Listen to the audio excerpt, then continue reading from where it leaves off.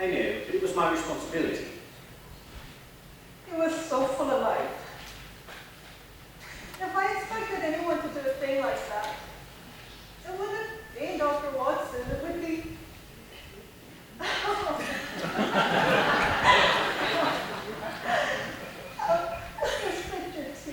No tea this afternoon, Mrs. Hudson. I should prefer to harbor my grief for a time. I'm Mr. Holmes. Oh.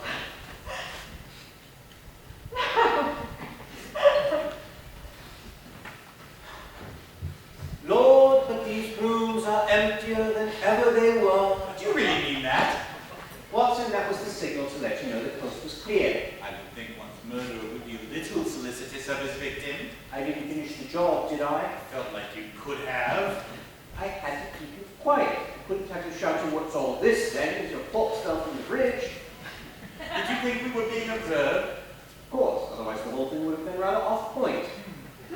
So whose body was that? I saw it go banging off the side of the bridge, wearing one of my suits in the bargain. One of your old suits, which you left behind here when you abandoned Baker Street for wedded bliss. Anyway, you'll be pleased to know it was not a live gentleman who wore it. Rather someone who had already suffered an earlier similar fate. Oh, come now, Watson, you made mention of him just last week. The Bournemouth strangler. Bravo! The brute of Bournemouth was hanged the day before yesterday. A few sovereigns placed in the right palm, and his corpse was diverted from its intended resting place to Waterloo Bridge. Then, when the police arrived, what they found was a middle-aged man wearing clothes belonging to, and with pockets stuffed with papers belonging to, Dr. John Watson, M.D. Surely you're not saying the wretch looked like me? In life, his visage was gaunt and hollow-eyed. However, good fortune smiled upon us, as the act of breaking his neck caused his features to swell up to an extent as to resemble your own.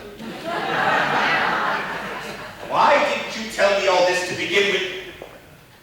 You used me as part of your ruse. Yes, and that's something a friend shouldn't do. I must ponder that someday. What I didn't take into account was that your concern for me would cause you to join the suicide club. Obviously, they knew you were there under pretense, which is why they made sure you got the black billiard. But I thought the draw was at random. Oh, nonsense. The whole thing is rigged. Because I got the black and you got the red. Oh, I didn't get the red. The billiard I drew was white. Then why did you kill me? To keep you from being murdered. I had to make it look as though the last minute you'd chosen to commit suicide rather than be done in by the club's would-be assassin, who, by the by, is still at large. What is it? Visitor for you, Mr. Holmes. Says a surgeon. Come in. Mr. Holmes, it's Nicholas here. Have you seen him today? No. Thank you, Mrs. Hudson. I haven't. Might the prince be at Highgate Cemetery? Some days he stayed to go to the cemetery. Saturdays he spends with... Tell me what's occurred. This morning he said there was something he must do. His manner was so strange that as he prepared to leave, I looked in his room. On the bed there was a case, open, empty. I recalled that his father had given him a revolver. I followed him to a place in Wandsworth. It was like... Shooting club. Yes, it's quite well known. I confronted him. He said he was practicing his aim. He gave no reason as to why. I'm afraid I made a scene. And this is why you're leaving him? You're carrying an umbrella, perfectly fine day. You're in traveling clothes.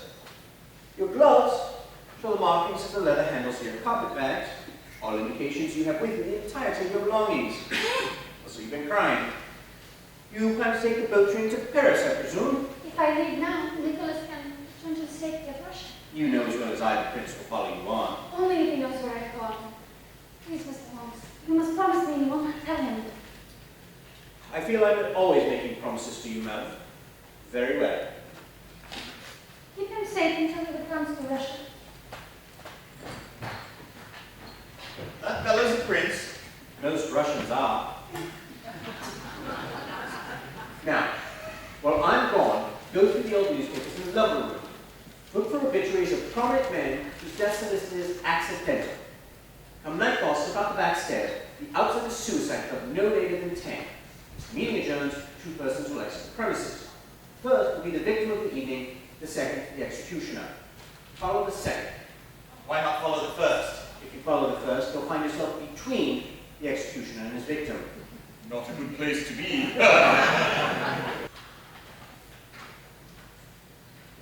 Go, Edward. Afraid I'm on the messy side this evening. Take a little bit now with the sugar. Sugar is the prevailing evidence of your habit. And I wear it as a badge of honor. Only once I denied myself the indulgence, and that was the result of a batch that was not of the freshest sort. You became ill. Practically so.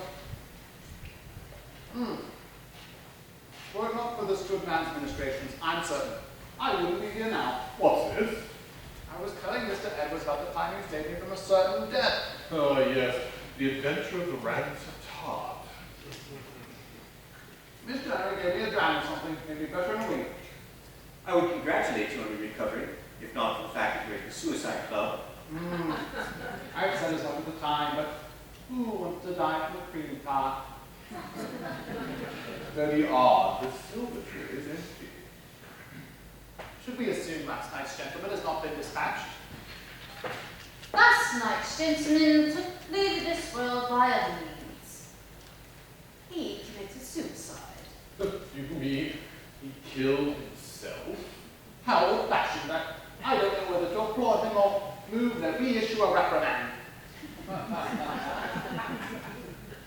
Has Mr. Charles arrived? I haven't seen him. Nor I.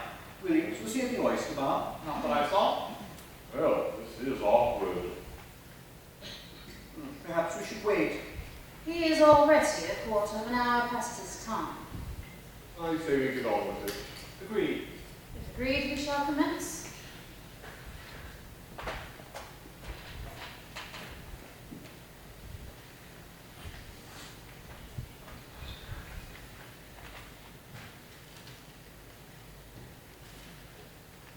Two new billiards, gentlemen.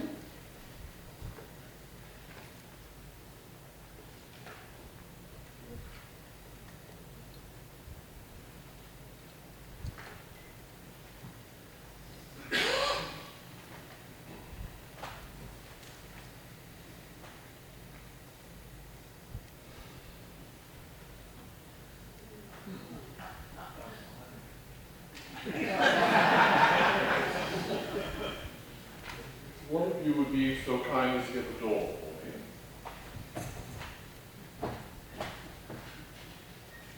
Thank you. My carriage waits outside. I shall have it taken to London Bridge. There at the top of the steps leading down into the boat landing, I shall await my executioner, whichever of you it may be. You have been wonderful and true brothers. I wish each of you the same bright happiness I do.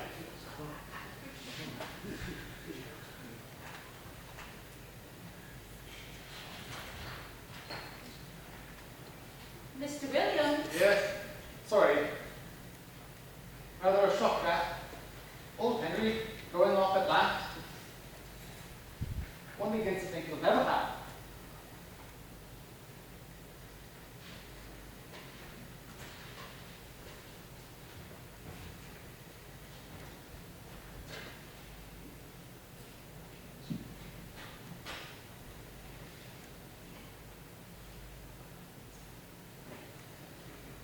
One of you now possesses the red billiard. You will follow Mr. Henry into the night and relieve his suffering. Do I have a motion to adjourn? So moved. Agreed. Meeting's adjourned.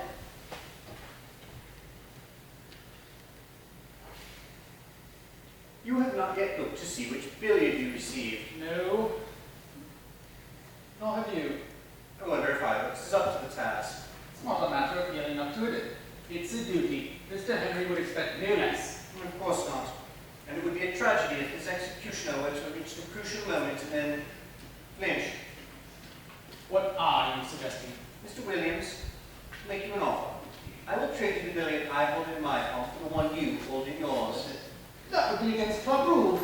If The initial selection of the billiards is random. The exchange of one billiard for another can be no less so. You think I don't have the spine to carry it off? What makes you think I haven't killed before, eh? A man who keeps an unloaded pistol in his hat at all times is a reminder of his cowardice. Besides, yours is not the face of a man who murders its likely. I'll make an agreement with you. We'll exchange billiards, but you must reveal yours first. If it's the red, you will promise me as a gentleman and fellow club member that you will not renege. Agreed. Then open your palm.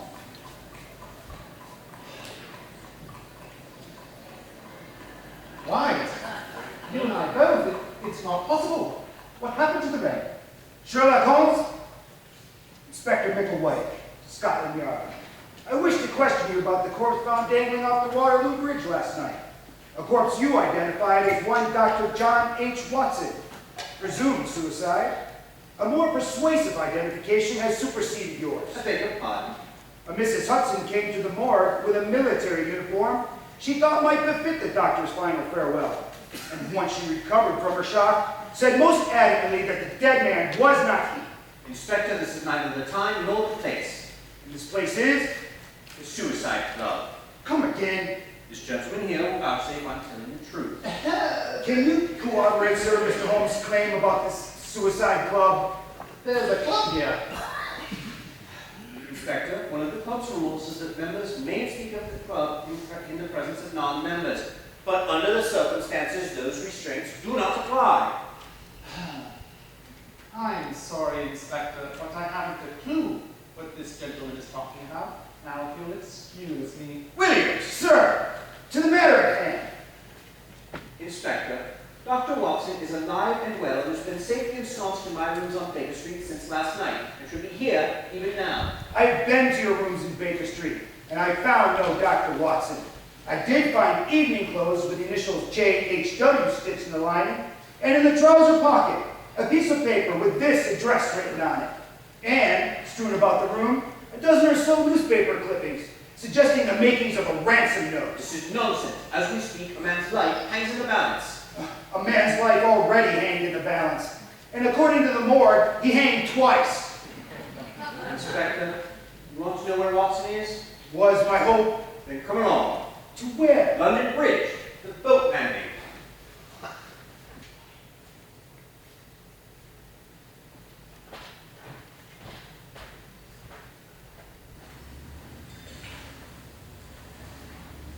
You, sir, when could we expect a resumption of service? Service?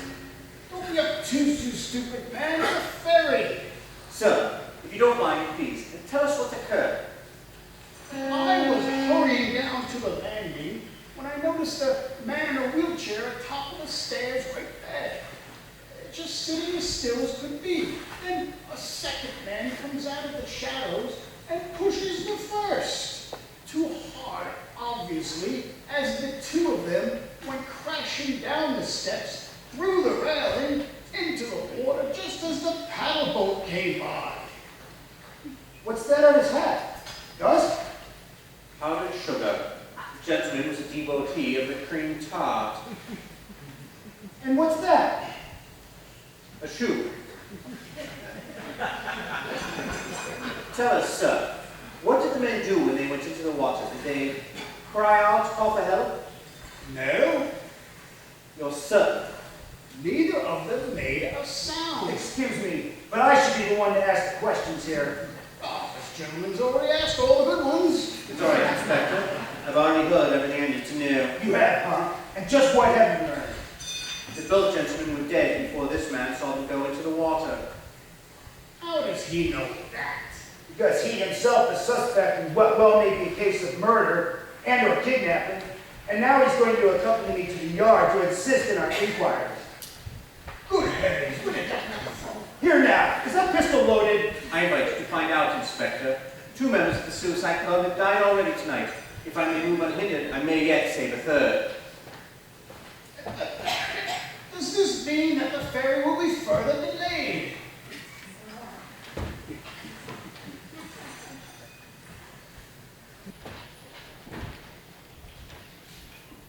Sherlock? Sherlock! Ah, Mr. process of checking out.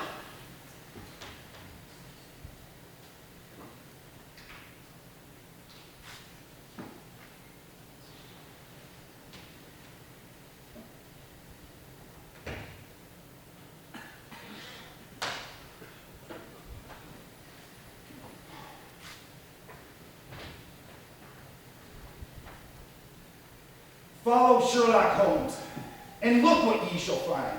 You do leave a trail, don't you? This wouldn't be the missing Dr. Watson, would it? Thankfully, no. And while we may safely assume to be an alias, the name by which I knew this gentleman is Mr. George. Body's still warm. One bullet fired at close range to the forehead, exiting the back of the skull. Allowed itself right into the back of the trunk. And what's this? On the victim's thumb, pressed right into the skin. The letter S. S? How did an S get there? It's an often overlooked aspect of postmortem alba mortis. The skin loses its elasticity once circulation stops. It doesn't snap back the way it does while pulsing with blood. He must have been holding in his hand some item with an inscribed S on it at the very moment he was shot. Whose room is this? A gentleman named Starloff. As in starts with S. Starloff? Might this Mr. Starloff possess an object inscribed with such an S? A watch fob, cigar If you're cutter? asking whether the gentleman owns a revolver, the answer is yes. It becomes clear. The killer aimed his revolver at the victim. The victim grabbed the gun, and then they struggled. The killer pulled the trigger, and then pried the revolver from the dead man's grip, leaving that S on his thumb. Mr. Holmes, I would wager you a pound to a penny. If we find Mr. Starloff's revolver, it'll be a perfect match for this bullet, and have inscribed on it the letter S. I would also wager that your role in the affair will be that of the accomplice, charged with the duties of disposing of evidence before the authorities could arrive. I may even go so far as to assert that the S on the dead man's thumb stands for Sherlock. Inspector, my name has been known to impress, but it has yet to impress itself upon another person's skin. Turn around, Mr. Holmes. I fear I must put the cuffs on you. That won't be necessary, Inspector. And who might you be? Names are unimportant. This will confirm my authority.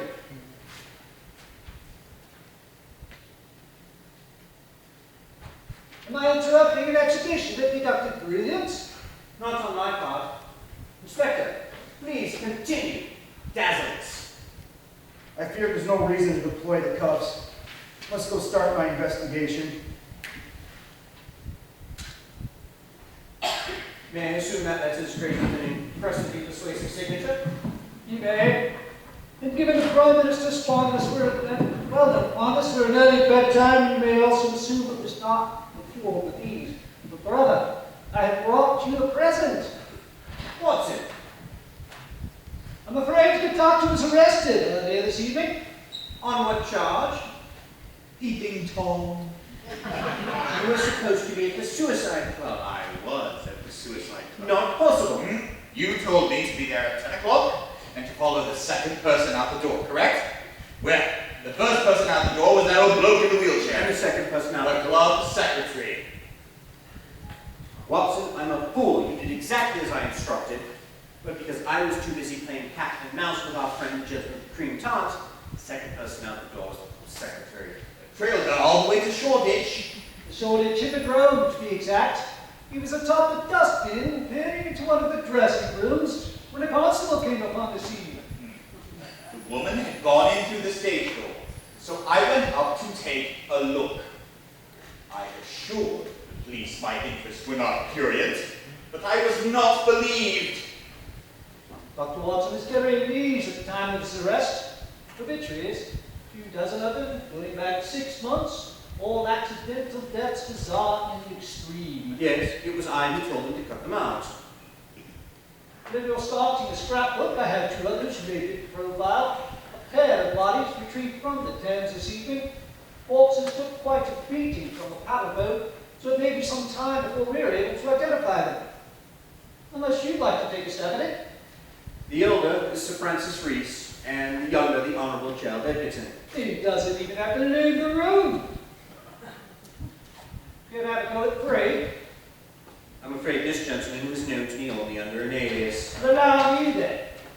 Baronet von Heidenreich, member of the Imperial War Council, Chief Military Advisor to Kaiser Wilhelm II, last known domicile of German embassy. And if I overheard correctly, the police suspect as his killer, Prince Nikita Starlov, scion of the Russian royal family, favorite of the Tsar, last known domicile, this room.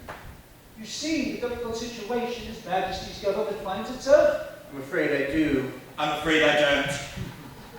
Watson, it's all right here in these death notices. The French cabinet secretary, Hungarian physicist, Polish count, British ambassador, staff officers, diplomats, scientists, peace advocates, and press parent. All of them members of the Suicide Club. And all of the essential players in the delicate balancing act that has kept the peace between England and its rivals these past 10 years. Men who, because they stood athwart the march to war, had to be eliminated. So, are you saying the Suicide Club was part of some scheme to provoke a conflict? One that has made great advances this very night. The peace movement will be a shambles without Sir Francis Reach the lead. Now that Gerald Edgerton is dead, the most influential newspaper chain in the Empire will be inherited by a cousin from America whose reactionary views on war are alarming, even by their standards. Who would want war? Surely no one has ever fought in one.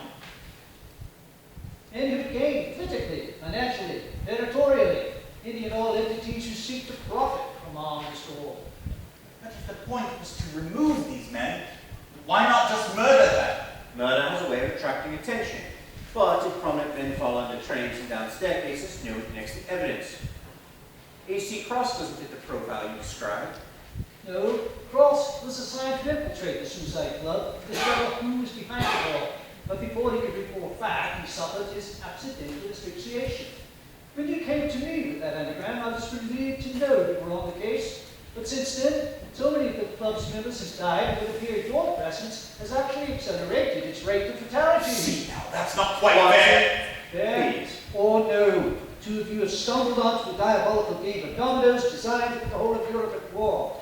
And now the last domino was fallen.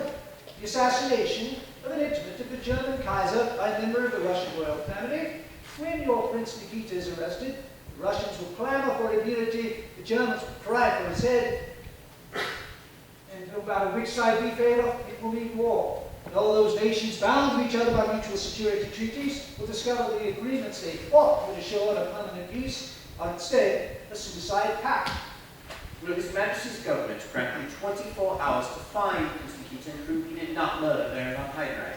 With so much evidence against him, Oh, you told me yourself that Prince Nikita had practically challenged the German to a duel. You're right, both of you, and that evidence, that challenge, the body, the bullet, the gun, would tempt even me to believe the boy guilty, except for the letter S. S. Imprinted into the dead man's stomach. The police assume that Mr. Starlov's revolver is engraved with an S because the name Starlov starts with an S. A perfectly reasonable assumption, except for the fact that in the Russian Cyrillic alphabet, Starlov starts with a C. Well, then what's the S stand for? Someone else.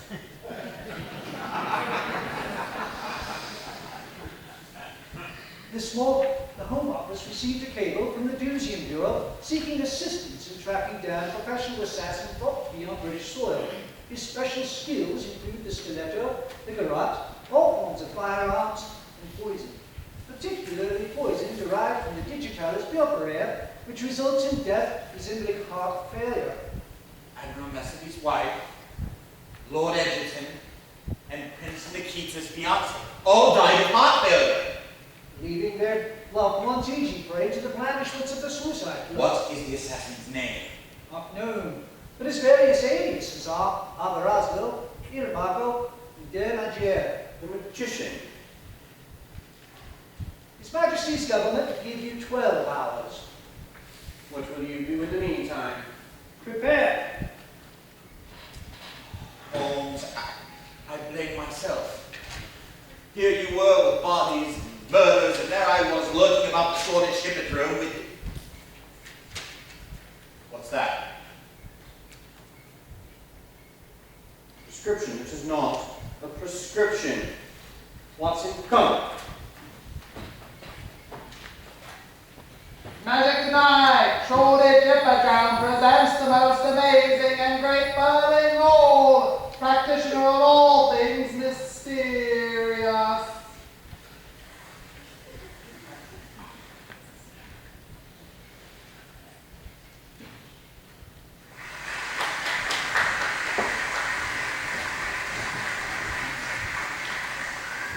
I see we have some ladies in the house this evening.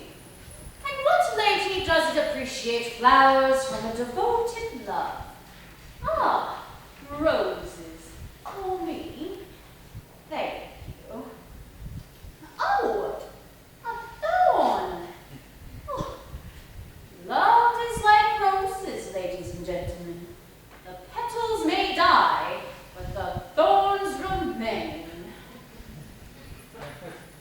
And those thorns were so sharp. Oh, that was petulant of me, my dear. In fact, I take it back.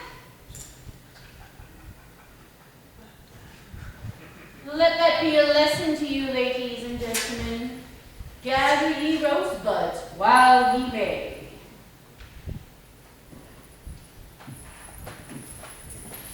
For my next act, I require a willing volunteer from the audience, one whose depth is as good as they believe. Madam Hall welcomes any challenge. I have a challenge for the great Burling Hall. Ah, yes. And what may that be? How to make a billiard disappear into thin air. We shall lower the curtain for 5 minutes while I consider this man's perplexity. Curtain.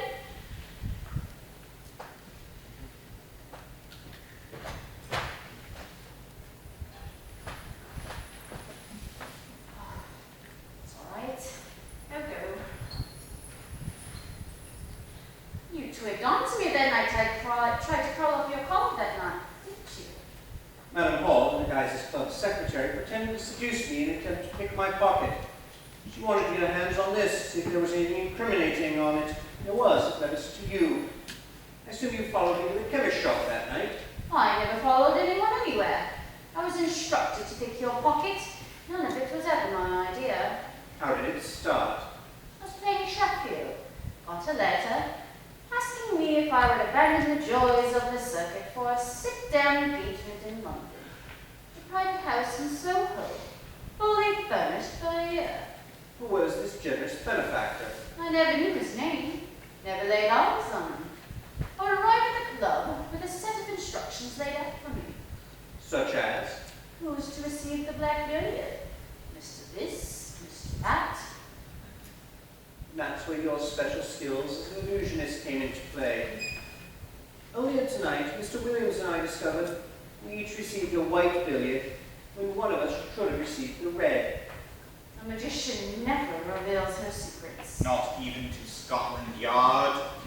Ah, command performance.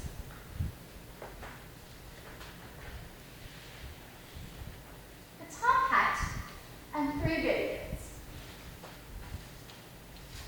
Into the hat go 2 white billiards and 1 black. Remove the black. There isn't one. What is in there? 3 white balls. Oh, what happened to the black? There was never a black. What you saw was a white billiard wrapped in a black silk handkerchief. I pop it into the hat, and as I remove my hand, I take out the black silk handkerchief. So whichever ball you pick now will be white. No, I picked out a black billiard, not a white one in a black handkerchief. The hat. What?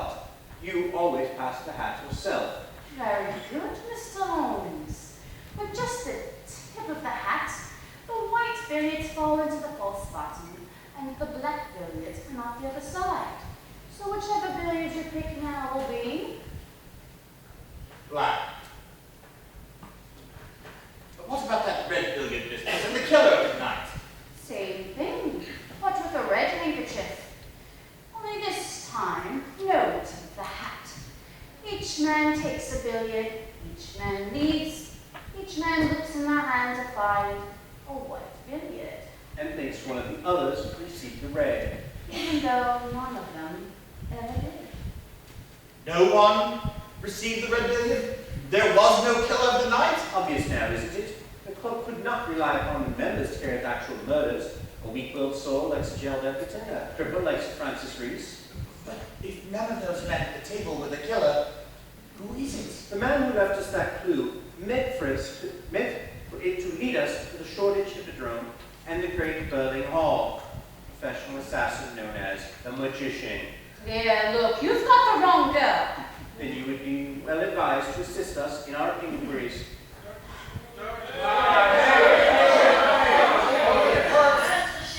I shall perform my last trick, and then help you however I can, Mr. Holmes. Curtain!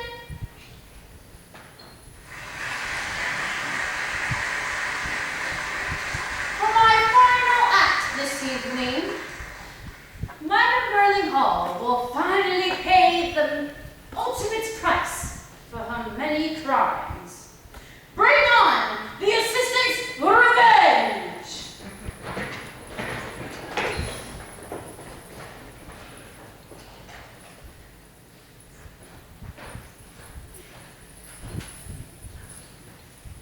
I shall now lock my assistant into the Iron Maiden, custom made for the Inquisition or the chief torturer of the Shah of Persia.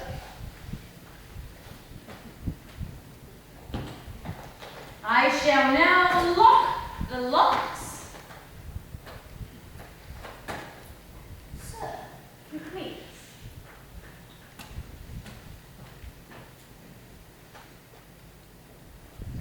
Holmes, I just had a dreadful premonition. What if she means this trick as her means of escape? I'm certain she does.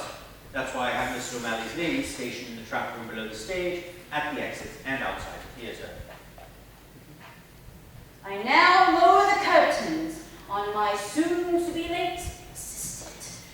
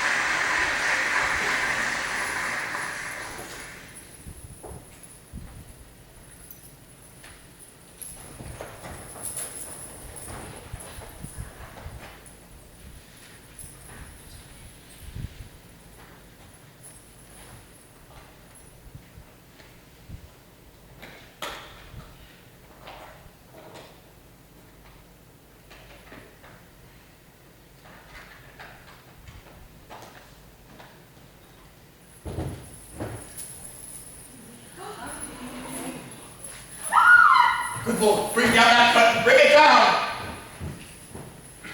Oh, there's no need to call for an ambulance. She's dead. Holmes. She chose suicide as her means of escape. Watson, this was not suicide. It was murder, just like all the rest. Holmes, we are running out of time. If the police find Prince Nikita before we do, it will be war within the week. It seems like no matter what we do, it just leads us one step closer to the grave.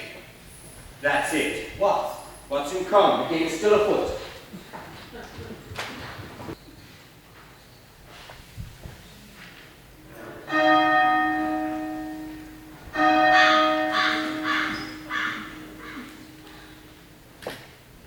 $11:53. Almost midnight. Cutting a little close, aren't you?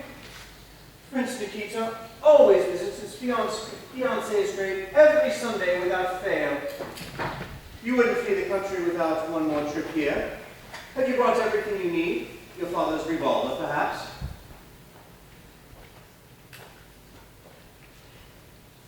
One shot fired. I did not kill him, Mr. Holmes. And yet you know he's dead. He hasn't been in the newspapers yet. Tell him, Nicholas.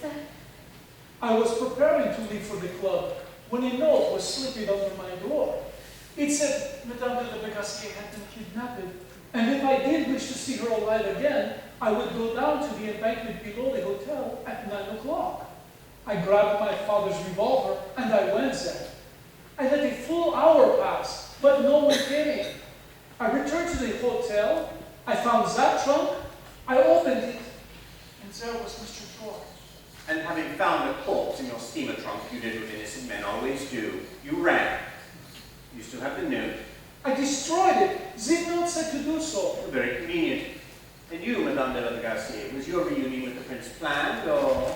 I was going to take the boat train back to Paris, as I told you, but I was weak. And I returned to the hotel just as Nicholas was leaving. And so understanding were you of his situation that you brought him here for one last visit to your predecessor. Do you have any idea how dangerous this was? No one knows of my visits to this cemetery, but those of us who are here now. Nicholas! What is it? 12 hours, you said. You gave me your word. I'm sorry, Sherlock. I had no choice to add in front of it. Prince Nikita Starlov, you are under arrest for the willful murder of Baron Arden von Heidenreich. No, you cannot take my Nicholas. He is innocent. Christian, please.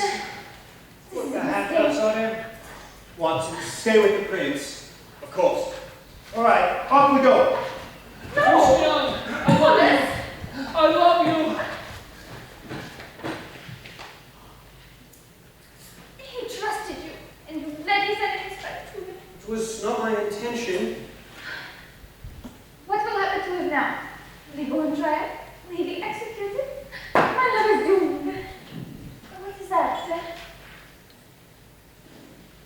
Something I thought I hadn't needed in a good long while. A 7% solution. I keep it on my person at all times as a reminder of my addiction. I'm weak, you see. The link that, as at most, has failed me. It is Nicholas you have failed.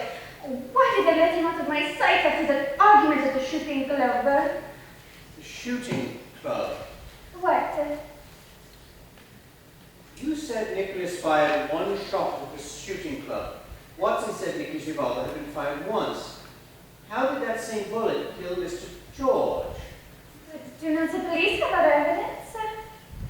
Not evidence that points in the direction they think it does. Just the letter S imprinted on the dead man's thumb. Police think it stands for Starlov, but it doesn't. What does it stand for then? That's what I've been trying to determine. The killer pointed the gun at Mr. George's head. But before the trigger was pulled, he grabbed the handle, he gripped it tight, they struggled, and then bang! S. For Sabienne. Madame Sabienne's in Paris where you purchased your umbrella. It's an air gun, isn't it? It would have to be heavier than normal. I noticed that when I took it from you the other day. But it contains a mechanism with enough power to fire a projectile through a man's skull and out the other side. But the bullet that killed Mr. George was from Nicky's gun. The bullet that was found at the scene was from Nicky's gun. It was the bullet Nicky fired at the shooting club, retrieved by you. But that isn't what killed Mr. George. Killed Mr. George wasn't a bullet at all. It was the piece of bone from your pendant. You loaded it into the chamber of the air gun and shot at close range, knowing that the force of it would cause it to shatter as it traveled through the skull. No one would notice a few extra pieces of bone among the skull and the rest of the viscera. I should have suspected you that night that Mr. O'Malley's ladies reported seeing a woman following Mr. George. That could have been anyone. The woman from the club, the secretary. That's what you wanted us to think. You had truly engaged Madame Hall, not only for her skills as an illusionist, but also as a red herring. Mr. George let slip that night. He had an assignation. As soon as he rounded the corner of Carlton Terrace, you got him into a waiting cab. He told you he needed to escape England to safety. You suggested a way to hide in a trunk, perhaps to be shipped out of the country. A magician's trunk, say. Oh, that is ridiculous. Where would I procure this magician's trunk? By the same means, you murdered Madame Hall. A.C. Cross left us this clue, meaning for it to lead us to the Shoreditch Hippodrome and the professional assassin known as the Magician. But it wasn't Madame Hall at all. It was her assistant, you. So many accusations. And all you have is this fair brain. Dispel my suspicions. Would that I could, Monsieur Holmes. Talking with you has been such a delight, I would gladly continue. However, you have forced my hand. Was my death not part of your contract? Alas, no. Your death now is no longer so. On the house? Oh, come now. I'm sure you can convince your employer to provide a bonus. He should be here even now. Ah, Dr. Reese. Not Sir Francis. I should be offended. Not at all. It was your medical service that earned you that knighthood. An army doctor crippled during a heated battle in the Boer War. It was the story of the rancid cream tart that put you on to me, wasn't it? Mr. Williams said you gave a dram of something that fixed him right up. That brought to mind that Sir Francis Reese was a renowned physician and would know which two chemicals to mix together in order to create a poison toxic enough to kill a man, even if he were physically unable to do so himself. The chemist said that there was a woman in the shop that night. I'm sure he could identify you, even now. Well done, sir. I take it you never believed I went into the river. I did, actually, but there was something wrong with that shoe. It was cracked and scuffed along the top. A man who'd been unable to walk for 15 years would be wearing shoes that were smooth, tops, soles, and sides, same as the ones you're wearing now. I noticed them that day I adjusted your blanket. Tell me, who was the man? One of the nameless lost to seek refuge at my private hospital. Christiane broke his neck, along with that of our friend, the gentleman with the green tops. Was it always part of your scheme to have her use her wiles to entrap Prince Nikita, in addition to her more deadly duties, that is? She only took on a more recent role when it became obvious that Prince Nikita was having second thoughts about his membership in the Suicide Club. He'd already made plans to return to Russia, but as my plans required to remain in London to take the blame for von Heidenreich's murder, I had to find a way to postpone his departure. So you sent her here that rainy afternoon. Having the prince seek you out was the masterstroke. It kept the police out there long enough for me to finish the game. Just one question. Why? You mean, why would Sir Francis Reese, dedicated to the cause of peace, plot and plan with perfect descent into Maelstrom? Mr. Holmes, for 15 years I've worked to avert war, but I was thwarted at every turn. Always a new weapon, a new alliance, a new threat and ultimatum. It finally came to me that there was but one solution, a war to end all wars. Only when these empires reap the whirlwind of their folly, when Europe has become an abattoir, only then will they cleanse themselves of their poisonous isms, jingoism, nationalism, patriotism, the lust for territory and power and pride. A white-hot flame shall consume them all, and out of that fire will be born a new Europe. All the old evils burned away, clean and good and bright. All that remains is one last suicide. How do you propose I do it? My dear, what do you think? Let us fulfill expectations.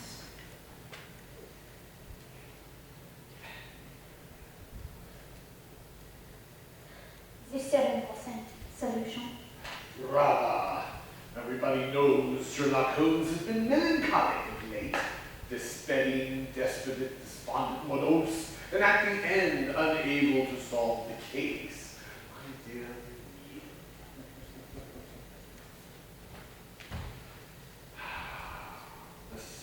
solution.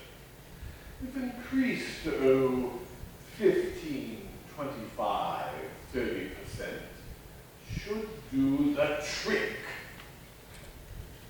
How long will it take? What do you calculate? Seconds, given the concentration. Going for the high end stuff, were you?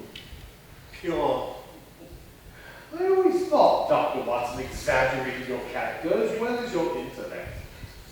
But you're not the cold automaton his stories make you out to be. In the end, you're revealed to be a daring, albeit desperate man. Pure cocaine. Did you say pure cocaine? Did you not? He did. He said pure. Oh yes, I did say pure. But pure cocaine would have a very wicked effect on the central nervous system. Not much effect at all to be had from a disaccharide derived from a condensation of glucose and galactose, which form a glycosidic most people would recognize as Powdered sugar. it was in tribute to our late friend, the gentleman of the cream tarts. Still not good for you. Madame de la Gassier is still pointing a weapon at you, Mr. Holmes. You expect me to surrender without one more death on my conscience? I fully expect you to do what you have in all likelihood planned with justice eventuality. Sir, you're as wise as you are brilliant. To the Suicide Club! He's back Good to the Lord. song. Bloody murder. Not murder, suicide by second party. You are a brazen woman, madam. If a businesswoman does not fulfill her contracts, her clientele will go elsewhere. Clientele. I'm a capitalist. See what clientele you have on the scaffold. Right, come along. Why, what's this? A red billiard. Here now. After this, Inspector. She's gone. Ash. You won't catch Madame de la Gassier today. The lady is a magician. Holmes was right, of course, as he tends to be. Madame de la Gassier slipped out of England that night. She has been seen since in Amsterdam, Cairo, Istanbul, wherever there's a chance of rain. A week later, I went back to our old apartment at E221B Baker Street to ask Holmes one question about the case of the Suicide Club that still puzzled me. Holmes, that day when I came over here, how did you know that I'd been to Euston Station? That day, you were wearing a particularly unattractive tweed suit that you don only on those occasions on which you wish to please your wife. Knowing, as I do, that during the summer months you craved the solace of the Lake District, it was obvious that you wore that to see her off. Now, your normal procedure would have been to return home to change before issuing forth again, meaning you came directly here. By the perspiration on your brow, at a fast trot, meaning you thought it quicker to walk than to take a cab to the underground, meaning it had to be a nearby station. The only station nearby with service to the Lake District is Euston Street. Nice to see you back to your insufferable self. When do you go? To meet your wife, of course. I can just make it. I received a telegram from her, you know. Turned out the whole trip was a fiasco. She sprained a knee, twisted both ankles, and came down with a ghastly case of the flu. The woman is an Olympiad of maladies. Am I disturbing? Ah, Prince Nicky, come on in. I was just leaving. I was hoping you'd stick around for a few days to meet Mrs. Watson. I'm sorry, but I am off to the state of Arizona. I understand it never rains there.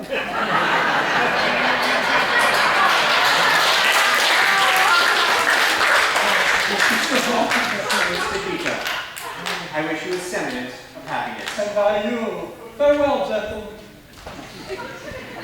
A semblance of happiness. Not exactly a boisterous farewell. The prince is, by nature and national character, a melancholic. He lost the love of his life only to be betrayed by a false heart he thought was his salvation. He will never know the sort of happiness that you enjoy with the hobbled and flu-ridden Mrs. Watson. He will be happy again, but it is not happiness as others understand it. It is a semblance, and that will have to do. You wish the same to me, a semblance of happiness. Some must know the limitations of the word. Do you put yourself in that category? How else could I have been accepted into the suicide club? Watson, look at this. Prince Archduke Franz Ferdinand of Austria was assassinated in Sarajevo today by a Serbian nationalist. The powers of European countries are meeting to determine next steps. Holmes? Is this Dr. Reese's work? No, this is another kind of suicide club. Go to your wife, Watson. One will wish not to be alone tonight. Of course. And Watson, shut the door all the way.